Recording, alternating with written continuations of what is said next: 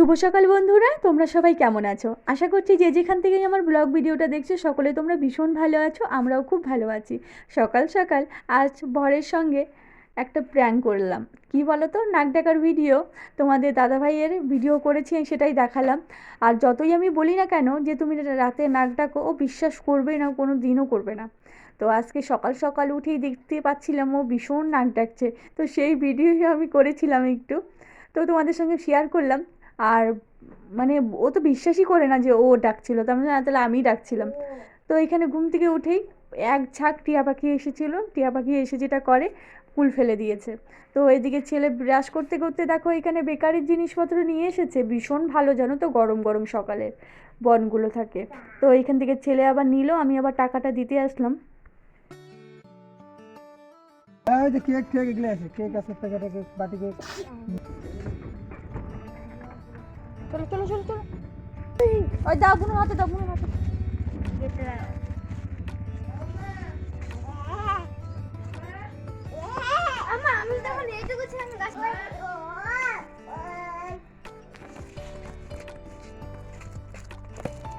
ছেলে ওদিকে মুখ ধুচ্ছে, আমি এদিকে ছেলের খাবারটা বেড়ে নিলাম। গরম তো, থালে একটু বেড়ে রাখলাম, একটু ঠান্ডা হয়ে যাবে। আর এদিকে আমার রান্না বান্না কিন্তু হয়ে গেছে। তোমাদের দাদা ভাইয়ের টিফিনটা প্যাক করে দিব, টিফিন বাটিটা তার জন্য দেখতে পাচ্ছ নিয়ে এসেছি। আর কি কি রান্না করেছি সেটাই দেখালাম।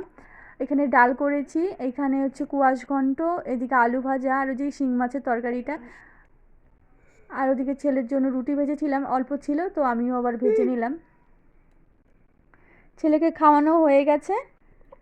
এখন এই যে ছেলেকে মুজোটা পরিয়ে দিলাম, আর জুতোটা পরিয়ে দেবো। মাথায় তেল দেওয়া, ক্রিম গালে লাগানো, এগুলো বাকি আছে। নিজেও কোনো সময়ই করবে না। তো যতই বলি না কেন ও চুপচাপ বসে থাকবে। আর নইলে ওই যে একটা লাটিম পেয়েছে দুদিন থেকে, তো সেটা নিয়েই তো খেলবে। আজ দুপুরে কোনো ভিডিও বানাইনি জানো তো বন্ধুরা। দুপুরে মেয়েকে নিয়ে একটু মানে ঘুম পাড়ালাম, ভীষণ কাশি হয়েছে মেয়েটার। কারণ তখন যদি আমি আবার এদিকে কাজবাজ শুরু করতাম, তাহলে কিন্তু ও আমার সঙ্গে সঙ্গে কিন্তু করতো। আর সে কারণে আমি ভিডিওটাকে অফ করে আমি যেগুলো কাজবাজ ছিল সেগুলোকে করে নিলাম। কারণ ভিডিও করে কাজ করতে একটু সময়ই লাগে। তো আমি চাচ্ছিলাম যে আমি আগে সময়ের কাজ আজকে সময় করতে হবে। সেই কারণে আমি তোমাদের সঙ্গে আজকে দুপুরে কোনো রকম ভিডিও শেয়ার করিনি।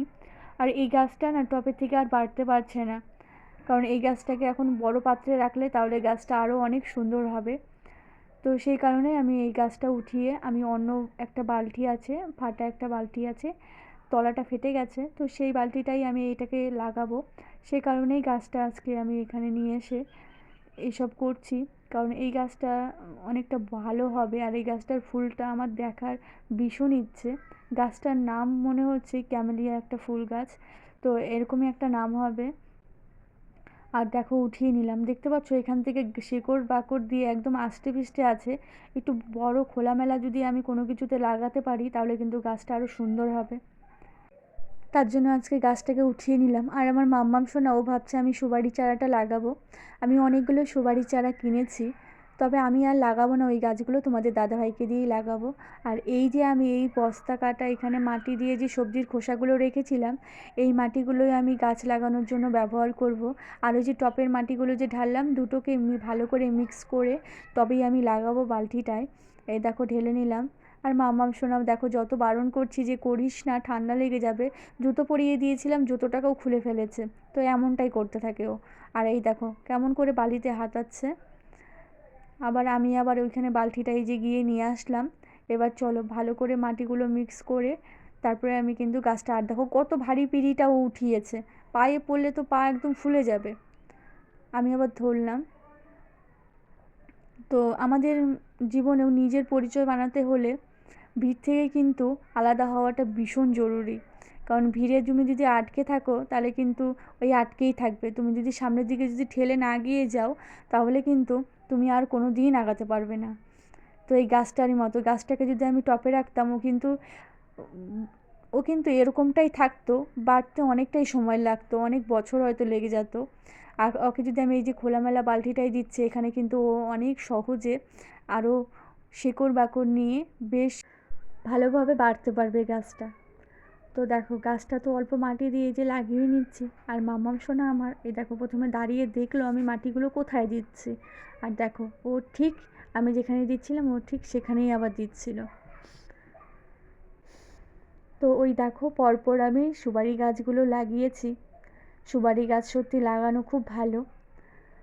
বছরে বললো তো এটাতে দুবার ফল আসবে, আর সুপারিগুলো বললো বেশ বড় বড়ই হবে। আর এই যে এখন যে কতগুলো সুপারি গাছ আছে, এখন এই সুপারি গাছগুলো আমি সুপারিগুলো বিক্রি করা হয় না, কারণ আমার শাশুড়ি মা সুপারি খায়, যেহেতু পান খায়, তো ওনার জন্যই রেখে দেওয়া হয় সুপারিগুলো পেড়ে শুকিয়ে কেটেও অনেক সময় আমি রেখে দিই। তো ওনার জন্য রেখে দেয়। আর গাছে খুব অনেকগুলোই গাছ, কিন্তু তো সেই আন্দাজে মানে সুপারি কিন্তু ধরে না খুব একটা। তো যতটাই হয় ওনার জন্য রেখে দিই, উনি আবার এখানে এসে যতদিন থাকে খায় বা নিয়ে যায়। দেখো গাছগুলো লাগানো হয়ে গেল, তারপরেও কিন্তু আমার অনেকগুলোই কাজ ছিল, সেগুলোকে করলাম।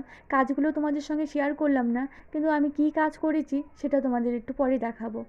ঘরে চলে আসলাম, আর ওই যে যেগুলো শুকনো জামা কাপড় সেগুলো এখানে ঘরে রেখে দিলাম, আর যেগুলো ওই যে ভেজা জামা কাপড় এক চালার নিচে ওখানে রেখে, আর আলনায় কিছু জামা কাপড় আবার ভাঁজ করে নিচ্ছি। আর দু ভাই বোন এখন দেখছে ঘরে এই যে কার্টুন দেখছে, এই ফাঁকেই আমি এই যে সমস্ত জামা কাপড়গুলো আলনায় ভাঁজ করে নিচ্ছি। আর ভিজে জামা কাপড় আর যেগুলো মামা সোনার কিছু ছিল ঘরে, সেগুলোকেও আমি একবারে ভাঁজ করে ঘরে রেখে দেবো। যেগুলো বারান্দায় রাখার সেগুলো বারান্দায় রাখবো, যেগুলো ঘরে রাখার সেগুলো ঘরে রেখে দেবো। আর সন্ধ্যা হতেই চললো, বিকেলের বেশ অনেকগুলোই কাজ আজকে বের করেছিলাম। তোমাদের সঙ্গে যে দেখালাম গাছটাকে লাগানো, তারপরে আমি অনেকগুলোই কাজ করেছি। ছেলে আসলো, ছেলেকে খাওয়ানো, ছেলেকে পরিষ্কার করা, তো এইসবই করছিলাম, তো দেরি হয়ে গেল। বিকেলে এই যে ঘর ঝাড়ু দেওয়া থাকে, উঠান ঝাড়ু দেওয়া থাকে, এইসব আজ তোমাদের সঙ্গে আমি শেয়ার করলাম না, কারণ প্রতিদিন তোমাদের ওই এক জিনিস দেখতে ভালো লাগবে না, সে কারণে আজ তোমাদের সঙ্গে দেখালাম না। এই দেখো আলনা ভাঁজ করা কমপ্লিট। এই যে ঘরের যেগুলো জামা কাপড় ছিল সেগুলোকেও ভাঁজ করে নিলাম। ছেলের প্যান্টটা নিয়ে এবার বসে পড়লাম, ছেলের ব্যাগটা নিয়েও বসে পড়লাম। এই যে ছেলের আজ স্কুলে কি কি হলো সেই ডায়েরিটা আমি দেখব, কারণ এইসব না দেখলে হয় না, তাহলে বুঝতে পারবো না যে কীভাবে কী হচ্ছে, কারণ আমিও ওকে নিয়ে কিন্তু বসি এক টাইম। আর এই যে প্রথমেই যে কাজটা করি, আমি প্রথমে ডায়েরিটা আগে দেখে নেব, চোখটা গুলিয়ে নেব, তারপরে খাতাগুলো দেখব আজকে কী কী জিনিস করেছে, কী কী হলো, তো এই সবটাই দেখব। তারপরে পড়া আছে যেহেতু, খাতাগুলো আমি আবার ঢুকিয়ে দিব। আর স্কুল থেকে একটা দেখো ওই যে নিমন্ত্রণপত্র পাঠিয়েছে, এটা হচ্ছে খেলার জন্য, মানে খেলা আছে সেই কারণে যেতে হবে। মামাম সোনার বললামই তো তোমাদের ভীষণ কাশি হয়েছে, এই যে মামাম সোনাকে সিরাপটা খাওয়াবো, আর ওষুধ খাওয়ানোর সময় ভালো করে ওষুধটা শেক করে নিলাম, কারণ ডাইরেক্ট ওষুধ খাওয়ানো ভালো না, একটু হাতে তালুতে নিয়ে ভালো করে শেক করে তারপরে ওষুধটা খাওয়াতে হয়। তো আমি সেটাই করলাম, ওষুধ খাওয়ানোর পর মুটকিটা ভালো করে ধুয়ে আবার রেখে দিলাম।